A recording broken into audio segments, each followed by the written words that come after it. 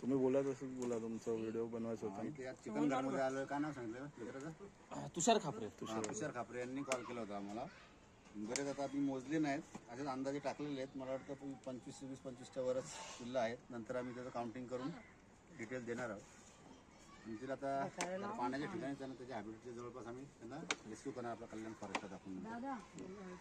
चला दत्त सर आल्याबद्दल त्यांचे आभार आम्ही मानतो. मदत केली त्यांनी आम्हाला. दत्त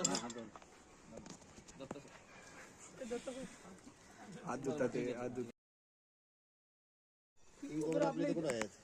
साऊथला खाली. हां, साऊथला. हा बघा छोटा पिल्लू. विकेट किती वाटतं का? हा बघा समोर आता समोर.